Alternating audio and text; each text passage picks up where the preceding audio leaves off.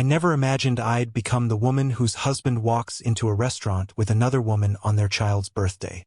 But here I am, Mia Jackson, formerly Mia Williams from a middle-class neighborhood in Los Angeles, now the wife of one of South Korea's most powerful tech billionaires. Or at least I was, until the night everything shattered like the crystal glasses at Hanul restaurant.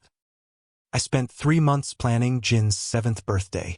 3 months of careful preparation while my husband Sungmin barely looked up from his empire. 3 months of promising our son that this year would be different, that Appa would definitely be there this time. I lied to my child because I wanted to believe it myself. Because after 7 years of marriage to Sungmin Park, I still hadn't accepted that I was nothing more than an accessory in his perfectly curated life. Jin was born in winter, when Seoul is at its most beautiful and most brutal. The day he came into the world, Sungmin was in Singapore closing a deal. He arrived at the hospital 20 hours later, immaculate in his tailored suit, not a hair out of place, looking at our son like he was examining a product prototype. "He has my mother's eyes," he said, and that was it. No tears, no overwhelming emotion, just clinical assessment. I should have known then, but love makes fools of even the most careful women. The morning of Jin's birthday, he woke up before dawn, shaking me gently. "Yama, is it time yet?" His eyes were wide with anticipation, his small hands clutching the edge of my silk pajamas. I gathered him into my arms, breathing in the scent of his hair, the innocence that still clung to him despite his father's increasing absence. "Yes, baby. Happy birthday," I whispered, fighting back tears.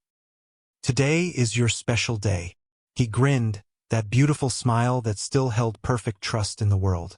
"Is Appa coming home early?" He promised last time. The knife twisted. Sungmin had indeed promised, 2 weeks ago during one of his rare dinners at home. "Of course I'll be there for his birthday," he had said dismissively, as if the question itself was ridiculous.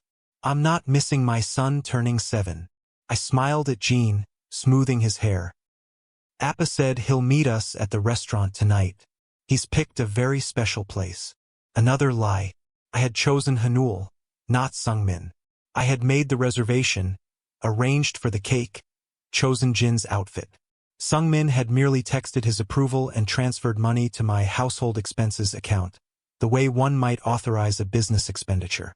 I spent the day making Jin feel like the center of the universe. Pancakes shaped like stars for breakfast. A trip to Latte World where I let him ride everything twice. I bought him the robot toy he'd been eyeing for months, ignoring the price tag because today wasn't about money. It was about making memories strong enough to withstand the growing coldness in our home. As evening approached, my stomach tightened with familiar anxiety. I hadn't heard from Sungmin all day, not even a text acknowledging Jin's birthday. While Jin was choosing his outfit, the blue suit jacket that made him look like a miniature version of his father, I called Sungmin's office. "Mr. Park is in meetings all afternoon," his assistant said, her voice professionally distant. She'd been working for him for 6 months, the 4th assistant this year. They never lasted long. "I'll remind him about dinner tonight.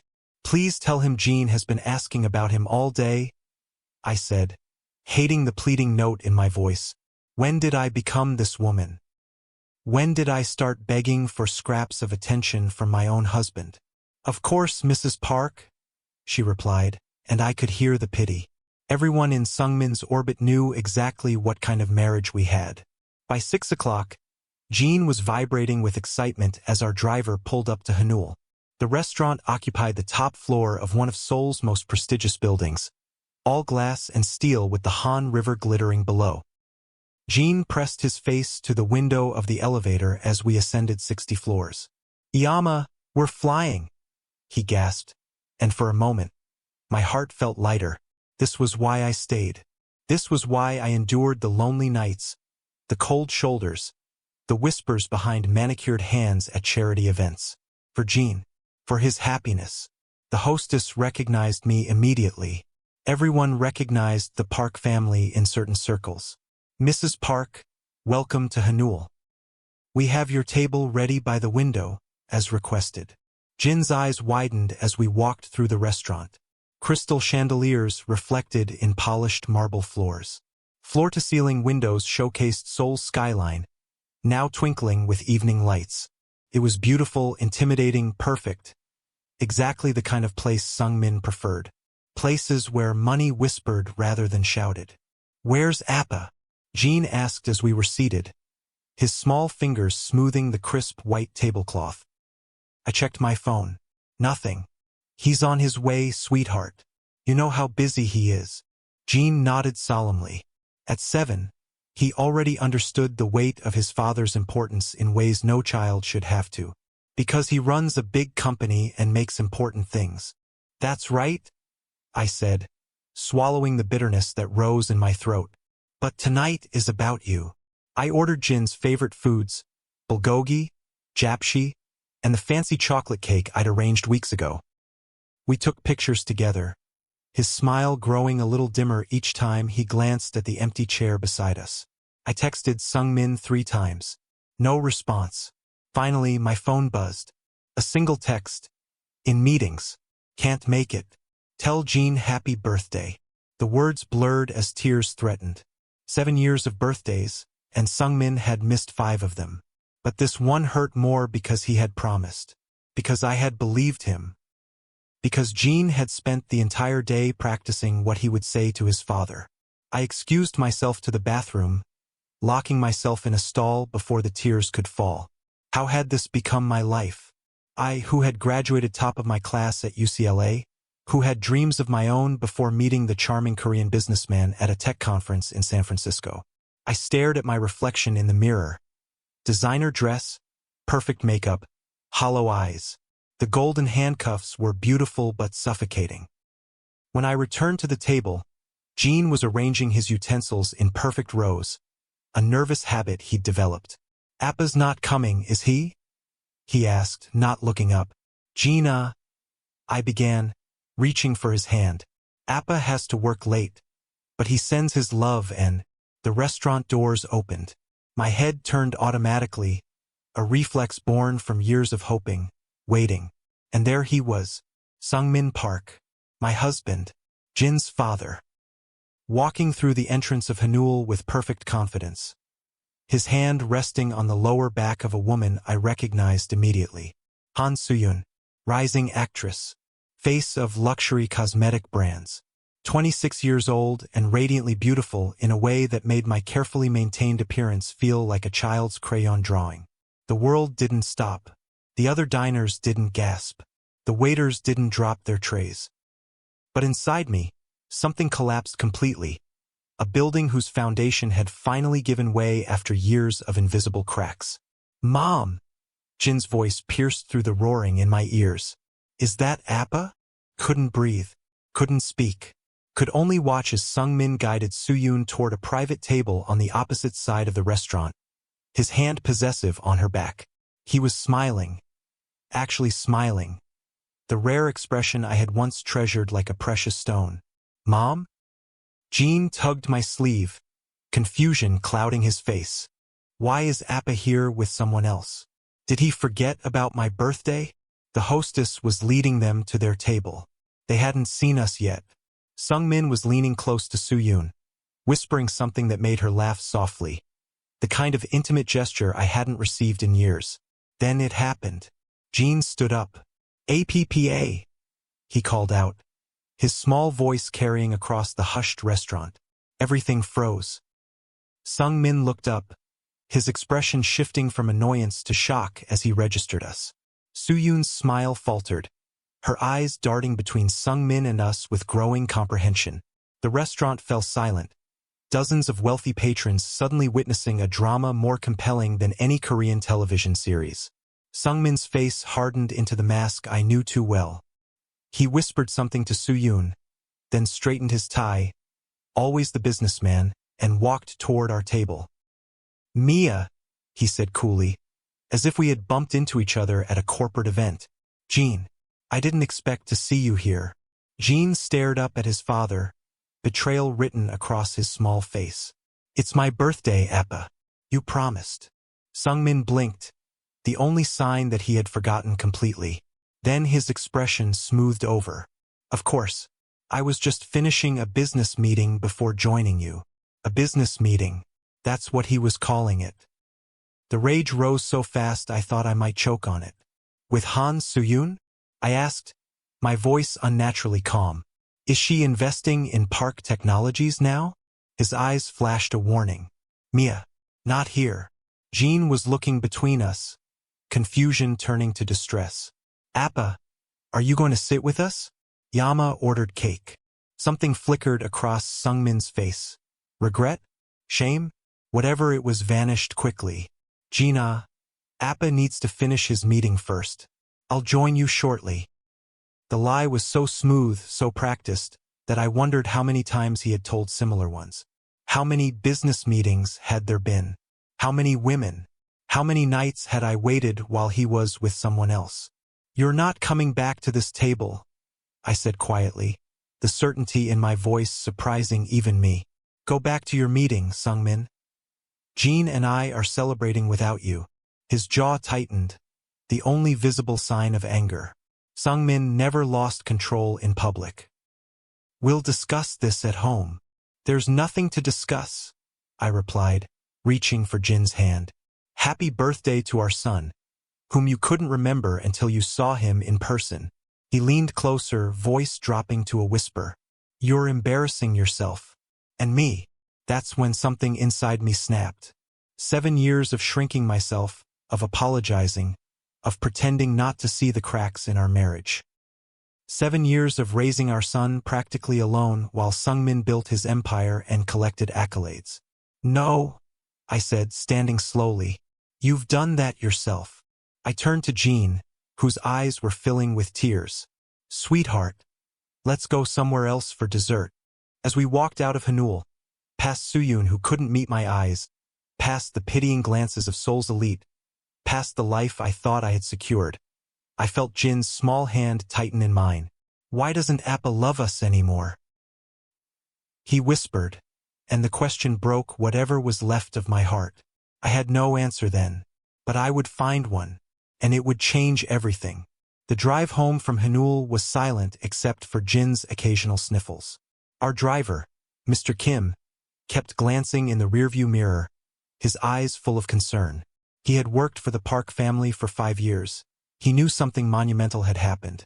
Mrs. Park, he said softly as we approached our building. Would you like me to take you somewhere else? Perhaps to your friend Mrs. Lee's home. I considered it. Jaeun had been my closest friend since moving to Korea, the only person who saw through the glossy veneer of my marriage. But tonight, I needed to face what was coming. No, thank you, Mr. Kim. We're going home. Our penthouse occupied the top 2 floors of one of Gangnam's most exclusive residential buildings.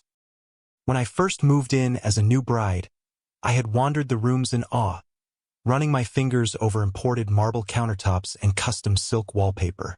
Now, as the elevator ascended to the 40th floor, I felt like I was entering a beautiful prison. Jean fell asleep almost immediately, exhausted from emotion. I tucked him into bed, still wearing his birthday clothes, and sat beside him, watching his chest rise and fall. I wondered how much of his father lived inside him, and if those parts would someday turn cold too. I was still sitting there when Sungmin came home, hours later. I heard the elevator doors open, the sound of his shoes on the marble floor, the clink of his keys in the crystal dish by the door. Familiar sounds that once brought comfort, now signaling approaching conflict. He appeared in Jin's doorway, his face shadowed. We need to talk, he said, his voice low to avoid waking our son. I followed him to his home office, a minimalist space of glass and steel with views of Seoul's skyline.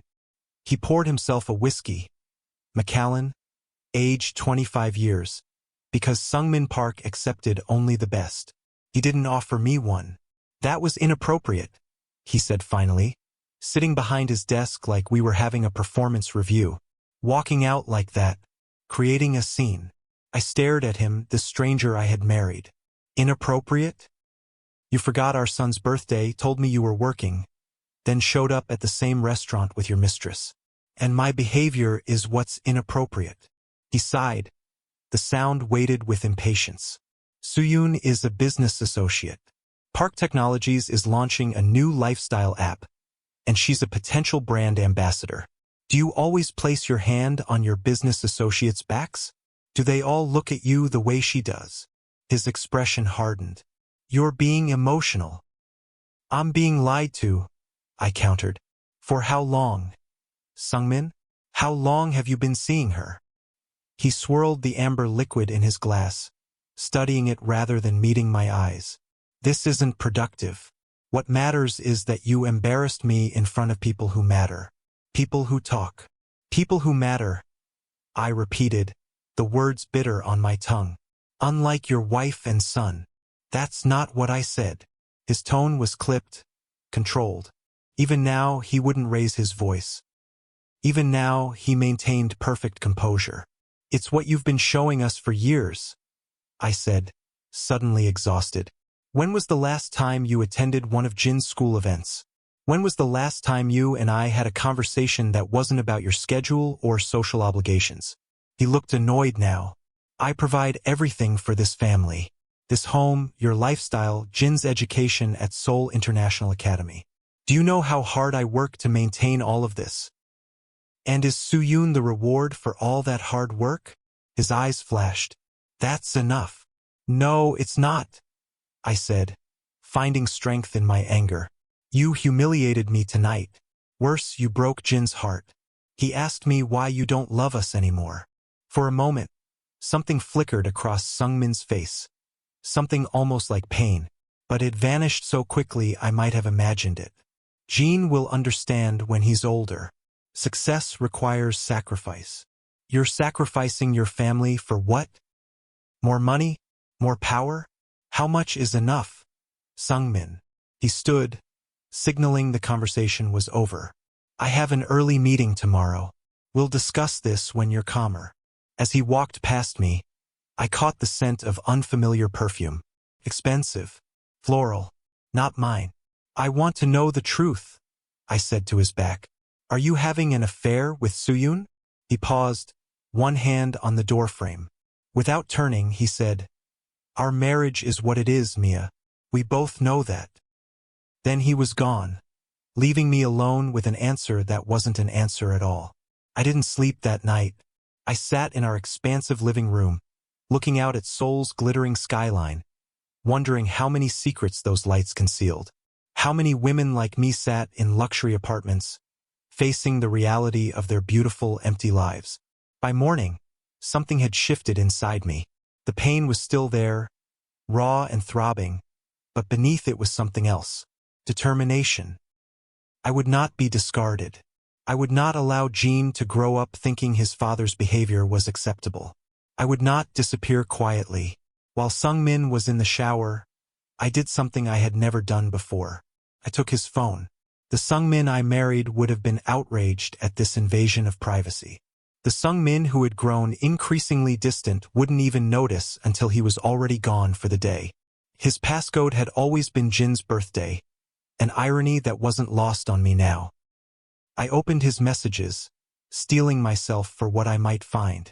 There they were, hundreds of texts between him and Soo-yoon. Photos, plans, intimate conversations that made my stomach turn. The affair had been going on for nearly 8 months, around the time Sungmin started working late, more frequently. But the texts weren't what made my blood freeze in my veins. It was an email from his financial advisor, left open in his browser. Transfer of offshore assets complete. Cayman account secured.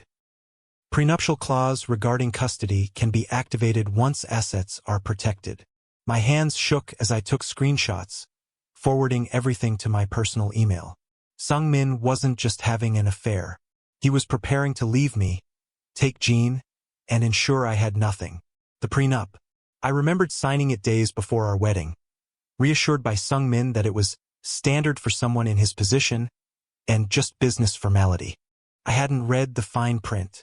I had trusted him. I returned his phone just as the shower shut off, my mind racing. I needed help. I needed to understand what I was facing. But most of all, I needed to protect Jin. After Sungmin left, without saying goodbye to either of us, I called the one person I knew could help. Dr. David Williams, Jin's pediatrician. The man who had been there the night at Hanul, who had witnessed my humiliation, and who had slipped me his personal card as we left. "If you need anything," he had said quietly. Anything at all. At the time, I had assumed it was pity. Now I wondered if it was something else. Recognition, perhaps. The understanding of someone who had seen this scenario before. Dr. Williams answered on the second ring. "Mrs. Park, I was hoping you'd call." "I need help," I said, the words foreign on my tongue. In 7 years of marriage to Sungmin, I had never admitted that simple truth aloud. "It's worse than I thought." He didn't hesitate. "I can meet you in an hour." "Not at my office. Somewhere private." We arranged to meet at a small cafe in Itaewon, far from Gangnam and the social circles where I might be recognized. I called Jin's nanny, arranged for her to take him to the park for the morning, then changed into the most nondescript clothes I owned. Jeans and a sweater that had never seen the inside of a designer showroom. Dr. Williams was waiting when I arrived, dressed casually but with the same calm confidence he showed in his medical practice. Up close, I noticed details I had missed before.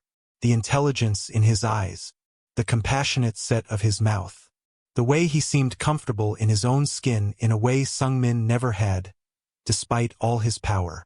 "Thank you for meeting me," I said, sliding into the seat across from him. "How are you holding up?"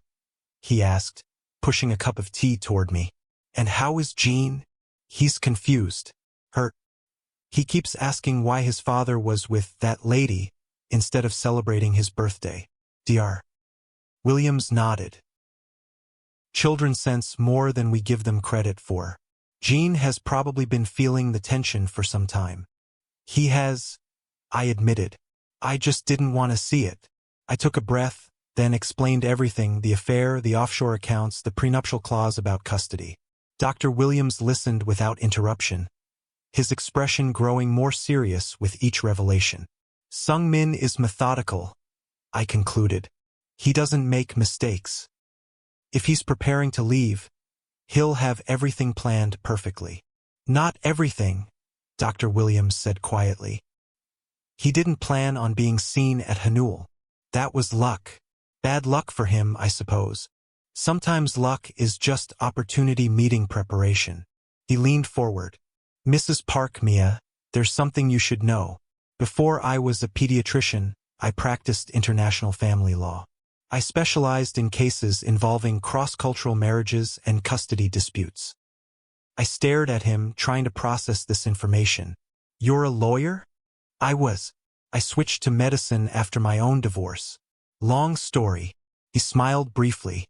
"The point is, I understand exactly what you're facing, and I can help you navigate it." "Why would you?" I asked, suspicion rising. In Sungmin's world, no one offered help without expecting something in return. "Because what's happening to you happened to my sister," he said simply. "Her husband tried to take their children, hide assets, use the system against her. I couldn't help her then. I can help you now." Relief washed over me, followed immediately by guilt. "I can't pay you. Not yet." "If Sungmin is moving money offshore," Dr. Williams shook his head. "This isn't about money. This is about doing what's right for Jean. And for you." For the first time since walking into Hanul and seeing my husband with another woman, I felt a flicker of hope. Not much. Just enough to light the next step forward. "What do I do?" I asked. "First, we document everything. The affair, the financial movements, any changes in his behavior toward Jean. Second, we build your support system. Who can you trust completely?" I thought about it. Jaeun Lee, my friend. Maybe Mr. Kim, our driver. He's always been kind to Jean and me. Good. Keep this circle small but strong. Third, we need to understand exactly what that prenup says about custody.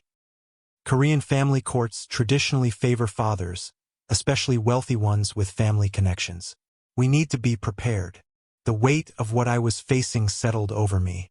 I wasn't just fighting for my marriage anymore. I was fighting for my child. "Sungmin's family," I said slowly. "They've always been polite but distant. His mother never fully approved of him marrying an American. If he tells them he's leaving me, they'll close ranks, Dr. Williams finished. The Park family is influential. They'll protect their son and heir at all costs. So I'm fighting not just Sung-min, but his entire family, his wealth, his connections. The task seemed impossible. Dr. Williams reached across the table, his hand covering mine briefly. The gesture was so unexpected, so gentle, that tears sprang to my eyes. "You're not fighting alone," he said firmly. "And Sung-min has made a critical mistake." "What's that?" "He underestimates you. Men like him always do." Over the next week, I became someone Sung-min wouldn't recognize. Gone was the polished, accommodating wife who arranged his social calendar and smiled at business dinners. In her place was a woman with purpose, cataloging 7 years of financial records, photographing documents, recording conversations. Sung-min barely noticed the change. He was rarely home, and when he was, he retreated to his home office, emerging only to sleep in the guest bedroom. No explanations, no apologies. Just cold distance that confirmed everything I suspected. Jean felt the shift in our home. He grew quieter, more watchful. One night, he crawled into my bed, his small body curled against mine. "Is Appa going to leave us?" he whispered into the darkness. I stroked his hair, searching for words that wouldn't lie but wouldn't crush him either. "I don't know what's going to happen, Gina, but I promise you that I will never leave you, no matter what." "Halmoni called today," he said, referring to Sung-min's mother. "She said I should come stay with her for a while, that you're not feeling well." My blood ran cold. "When did she call?" "After school. The nanny let me answer." So it had begun. Sung-min's family was already preparing to separate me from my son. I held Jean tighter, fear and rage mingling in my chest. "You're staying right here with me," I said fiercely.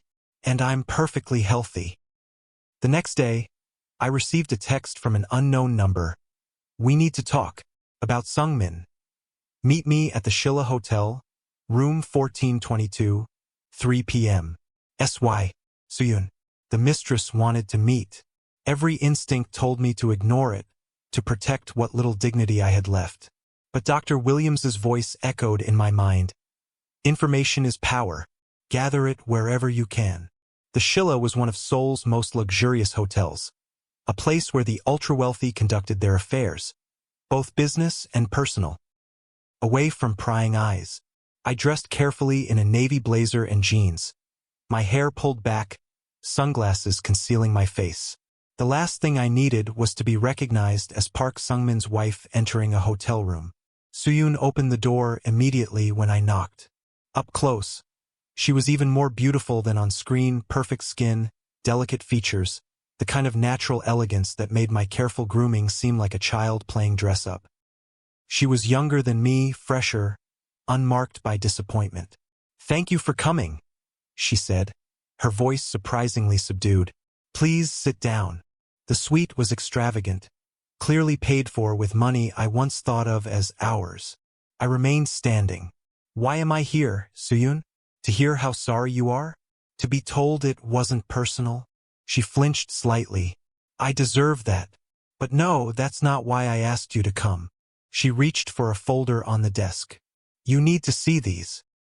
Inside were documents, financial statements, emails, photographs. Evidence of something far worse than an affair. "Sung-min is under investigation," Soyun said quietly. "Financial crimes. Money laundering through his charitable foundation. Tax evasion. Possibly bribery of government officials." I stared at her, trying to absorb this new shock. "How do you know this?" "Because he tried to use me as a shield. The brand ambassador story wasn't completely false. He's been transferring money through accounts connected to me, claiming they're legitimate business expenses. If the investigation goes forward, I'll be implicated too." "Why are you telling me this?" I asked, suspicion rising. "Why not go to the authorities?" "Because he has powerful friends. Because without proof that I was manipulated, I'll go down with him." She hesitated. And because what he's doing to you and your son is wrong. I didn't know he was planning to take Jean from you. My breath caught. He told you that? She nodded. He said once the divorce is finalized, Jean would live with him and his family. That you were unstable, unfit. She looked away. I believed him. I thought I was going to be helping a child escape a bad situation. Anger flared, hot and bright. And now I see what he really is. Suyun's perfect composure cracked slightly. He lied to both of us, Mia. To all of us. He told me your marriage was in name only. That you stayed for the money. That you didn't love him or Jean. The cruelty of it stole my breath. Sungmin hadn't just betrayed our marriage. He had rewritten it completely. I've made copies of everything, Suyun continued. Records of transfers, conversations where he outlined how he was hiding assets from you. If you need me to testify, I will. I studied her, looking for deception. Why would you risk your career for this? For me, she met my gaze steadily. Because I know what it's like to be used by powerful men. And because no child should be taken from their mother as a trophy. As I left the Shilla with a folder that could destroy Sungmin's carefully constructed world, I realized the game had changed entirely. This wasn't just about a marriage breaking. This was about criminal activity, about a man willing to sacrifice anyone. His wife, his mistress, perhaps even his son, to protect his empire and his reputation. For the first time, I felt truly afraid. Not of losing Sungmin, but of what he might do when cornered. The documents Suyun provided confirmed everything Dr. Williams and I had suspected, and revealed worse. Sungmin hadn't just been preparing to leave me. He had been systematically destroying my financial future for over a year, draining accounts I had access to, transferring assets to his family members, creating a paper trail that painted me as irresponsible with money. And the prenuptial agreement, the one I had signed trusting his assurances, contained a poison pill I never knew existed. If Sungmin could prove I was mentally unstable or morally compromised, he could claim full custody of Jean with no visitation rights. He's building a case against you, Dr. Williams said grimly when we reviewed everything. Those calls from his mother to Jean, the financial manipulation, the rumors he's probably already spreading in your social circle. He's isolating you before he strikes. Can he do that? Take Jean completely? With his family's connections and wealth? It's possible. Korean courts still heavily favor fathers, especially from prominent families. So what do? We fight back. On all fronts. With evidence of his financial crimes, his affair, and most importantly, evidence of your bond with Jean. He leaned forward. Mia, you need to prepare for the possibility that Sungmin won't just try to take Jean legally. He might try to take him physically, to remove him from your care before any hearing. My throat tightened with panic. You think he'd take Jean?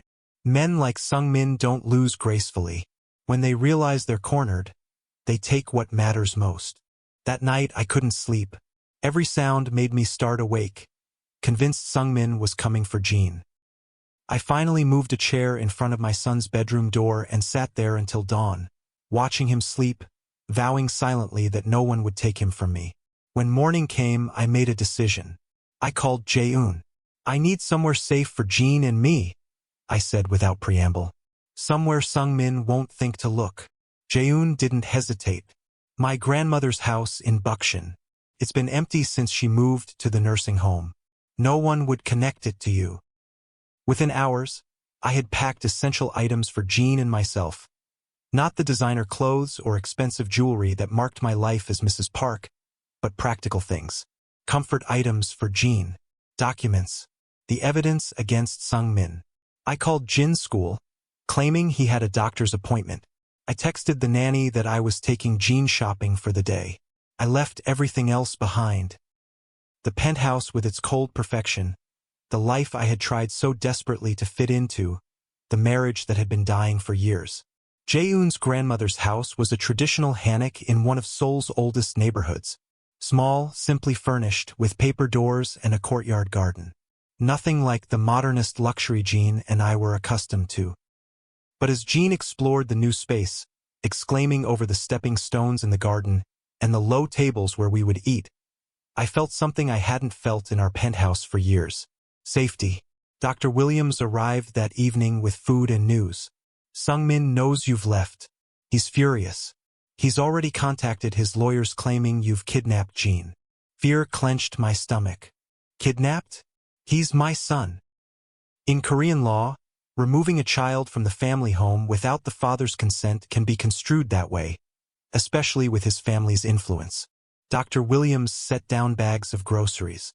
But we anticipated this. Jaeun has already filed emergency papers through my contacts. You have temporary custody until a hearing. When is the hearing?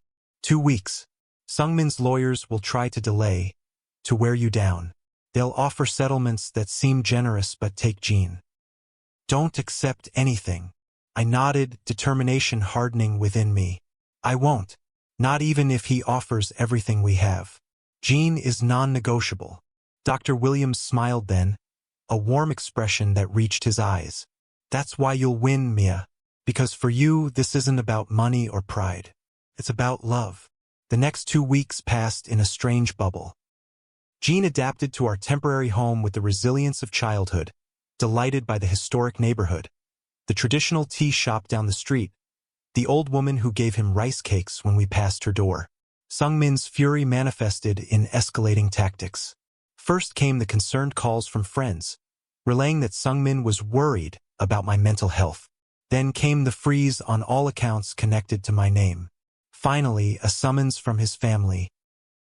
His mother requesting my presence at the family home to discuss Jin's future. I declined. Through Dr. Williams, I communicated only what was legally required. No more. Then came the unexpected. A call from Sungmin's assistant. Mrs. Park, I need to warn you. Mr. Park is planning to bring his mother to Jin's school tomorrow to remove him. They've already arranged with the headmaster. My blood ran cold. Why are you telling me this? A pause. Because I have a son too. I thanked her, then immediately called Dr. Williams. They're going to take Jean tomorrow. He arrived within an hour, legal papers in hand. We're filing for an emergency protection order. Jean doesn't leave your side until the hearing. That night, as Jean slept peacefully in the small bedroom of the hammock, I sat in the courtyard with Dr. Williams, the moon casting silver light over the ancient stones. Why did you really help me? I asked quietly. It can't just be because of your sister. He was silent for a moment, then said, When I saw you at Hanul that night, you reminded me of someone. My mother. She married my father for love, built a life she thought was secure. Then one day he left. No warning, no explanation, just gone, leaving her with 2 children and a mountain of debt. What happened to her? She fought, like you're fighting. She worked 3 jobs, put herself through community college while raising us alone. He smiled, a mixture of pride and old pain. She's the strongest person I've ever known. And your father? Last I heard, he had another family somewhere. Another life he'll probably discard when it becomes inconvenient. Dr. Williams looked at me directly. Men like my father, like Sungmin, they don't change, Mia. They just find new people to disappoint. His words settled over me, not with bitterness but with clarity. Sungmin wouldn't change. He wouldn't suddenly remember his love for Jean, wouldn't wake up remorseful about his betrayal. The man I married existed only in my memory now, if he had ever existed at all. I don't want Jean to become like him, I whispered. Cold, calculating, seeing people as assets to be managed. He won't, Dr. Williams said with certainty. Because he has you.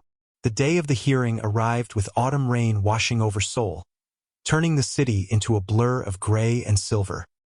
Jean stayed with Jaeun while Dr. Williams accompanied me to the courthouse, a modernist structure of glass and concrete that seemed designed to intimidate. Sungmin was already there with his legal team, fursuited men with identical expressions of practiced concern. Behind them sat his parents, his mother's face a mask of disapproval, his father stoic as always. The message was clear. The full weight of the Park family stood against me. I had Dr. Williams, Jaehoon's husband, a corporate attorney who had agreed to represent me, and one unexpected ally, Seoul, seated quietly at the back of the courtroom. When our eyes met, she nodded slightly. She had kept her word.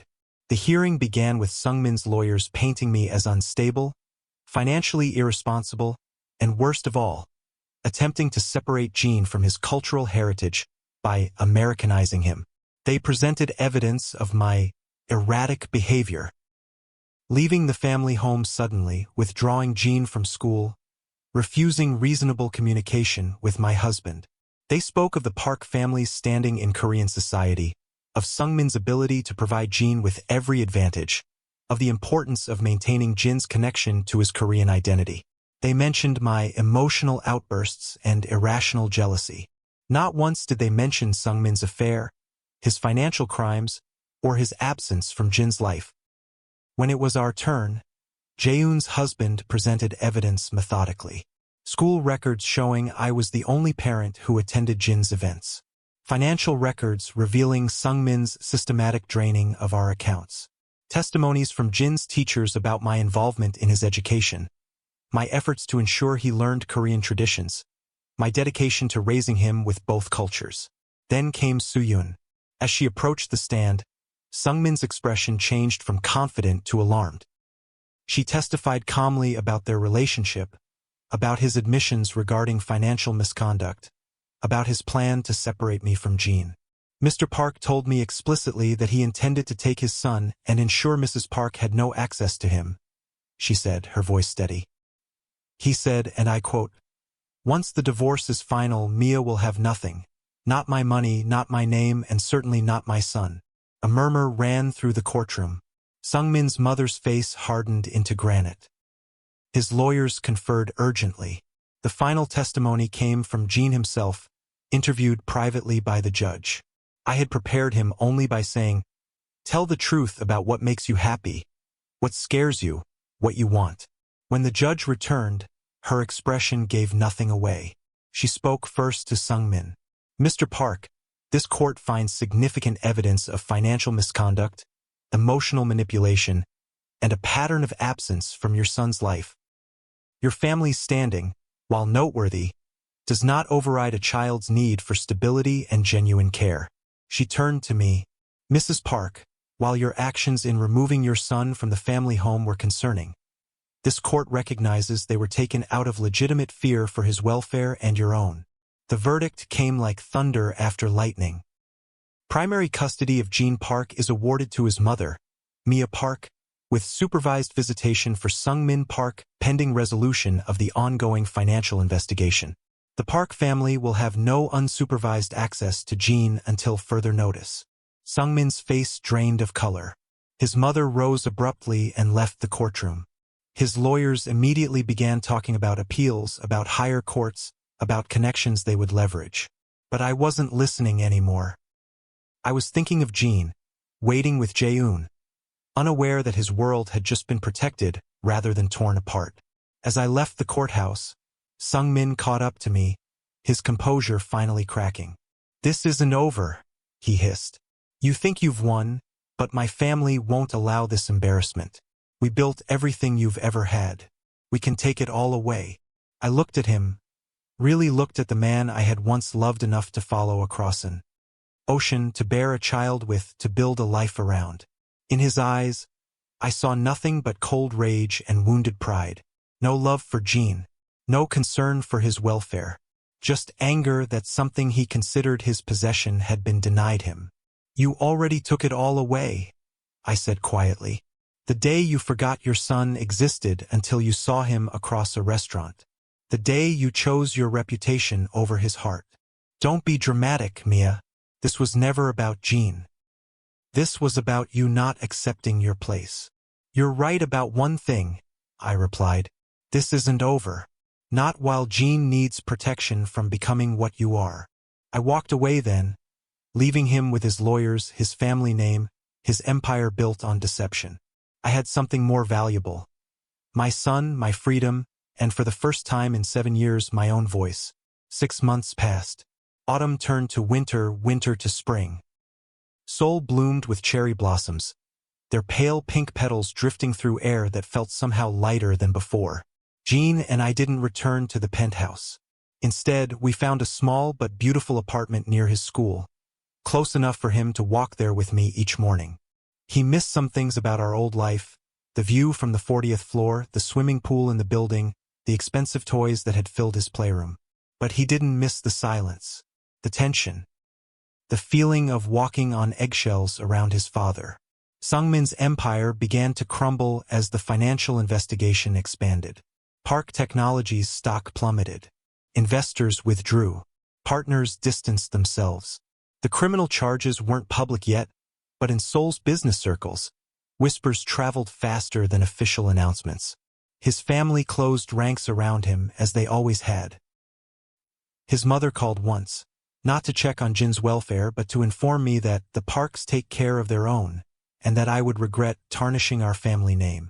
I thanked her politely for her concern and blocked her number. Sungmin attended exactly 2 supervised visits with Jin before deciding they were beneath his dignity. Jin was hurt at first, but less than I expected. Appa was always leaving anyway, he said with the simple wisdom of children. Now he just doesn't come home first. My life changed in ways I hadn't anticipated. With Dr. Williams's encouragement, I revived dreams I had abandoned when I married Sungmin. I began consulting for educational technology companies, using my UCLA degree that had gathered dust for 7 years. I started a small cultural program for international children, helping them navigate the complex waters of dual identity. And I found my voice, not the polished, careful one I had used as Mrs. Park, but my real voice. Sometimes angry, sometimes sad, sometimes joyful, but always authentically mine. Dr. Williams, David as I now called him, remained a steady presence in our lives. Not pushing, not demanding, just there. He took Jean to baseball games. He helped with homework. He brought soup when we were sick and celebrated with us when we had victories. One evening, as cherry blossoms swirled outside our window and Jean slept peacefully in his room, David and I sat on my small balcony, talking about everything and nothing. Jean asked me something interesting today, I said, watching the city lights flicker on as darkness fell. What was that? He asked if you were going to be his new father. I glanced at David, gauging his reaction. He was quiet for a moment, then said, "What did you tell him?" "That relationships don't work that way. That people don't replace each other like parts in a machine. That whatever happens between us, you'll always be someone who cares about him for exactly who he is." David reached for my hand, his touch warm and steady. "And what about you, Mia? What do you want?" I thought about it, about the journey from the woman who had sat frozen in Hanul restaurant watching her marriage shatter to the woman I was becoming. About the pain that had carved new strength into me. About the future I was building step by careful step. "I want to never again make myself small for someone else's comfort," I said finally. "I want Jean to grow up seeing what real respect looks like. I want to remember who I was before I became Mrs. Park, and discover who I can be now." David smiled, understanding in his eyes. "And is there room in that discovery for someone who sees exactly how extraordinary you are? Not the polished, perfect Mia Park of Gangnam society. The real Mia, who fought like hell for her son and won." I looked out at Seoul, the city that had almost swallowed me, that had witnessed my near destruction and my rebirth. The city where my son was both Korean and American. A bridge between worlds rather than torn between them. "Yes," I said simply. "I think there is." The cherry blossoms continued to fall, covering Seoul in delicate pink snow. Somewhere across the city, Sungmin was facing the consequences of his choices. Somewhere, his mother was preserving family honor at all costs. Somewhere, Suyun was rebuilding her own life, free from his manipulation. And here, in this moment, I was finally writing my own story. Not as an accessory to a powerful man's life. Not as a foreigner trying to belong. Not as a perfect wife or mother. Simply as Mia. Imperfect. Resilient. Free. The woman whose Korean billionaire husband forgot their son's birthday and walked into a restaurant with his mistress. The woman who refused to disappear. The woman who discovered her own worth wasn't measured in designer clothes or social standing or even marriage vows, but in the courage to stand alone if standing alone meant standing in truth. That was the real story, and it was just beginning.